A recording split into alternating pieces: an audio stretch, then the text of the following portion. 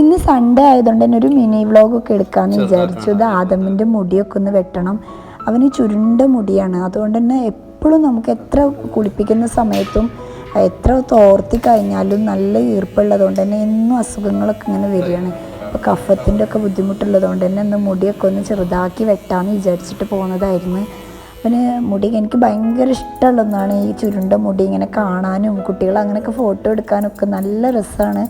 പക്ഷേ കുട്ടികൾക്ക് ഈ അസുഖങ്ങളും ജലദോഷമൊക്കെ വരുന്നതുകൊണ്ട് തന്നെ ഇനി എന്തായാലും വെട്ടിക്കളയാമെന്ന് വിചാരിച്ചിട്ട് നമ്മളിതാ വെട്ടാൻ വേണ്ടിയിട്ട് വന്നതായിരുന്നു. അവനക്ക് മുടി വെട്ടാൻ വലിയ ഇഷ്ടമൊന്നുമില്ല കേട്ടോ. നമ്മൾ നല്ല രീതിയിൽ തന്നെ മുടിയൊക്കെ എപ്പോഴും ഇങ്ങനെ വാർന്നൊക്കെ കൊടുക്കും. അപ്പോൾ ഭയങ്കര ഇഷ്ടമാണ് കണ്ണാടിയിലൊക്കെ നോക്കാൻ വേണ്ടിയിട്ട്.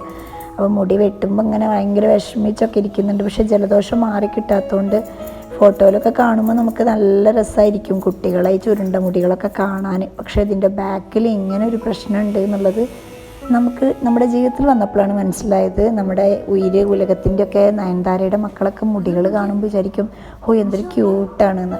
പക്ഷേ അതിങ്ങനെ വളർന്ന് വലുതായിട്ട് നിൽക്കുമ്പോൾ ആയിരിക്കും ഇങ്ങനെ ഓരോ അസുഖങ്ങൾ. പിന്നെ എത്ര വാർന്നാലും ചുരുണ്ട മുടി കൊണ്ട് റെഡി ആയിട്ട് കിട്ടുന്നില്ല. അപ്പോൾ ഒന്ന് വെട്ടിക്കളയാമെന്ന് വിചാരിച്ചു. ഇപ്പോൾ സെറ്റായില്ലേ? എങ്ങനെയുണ്ട്?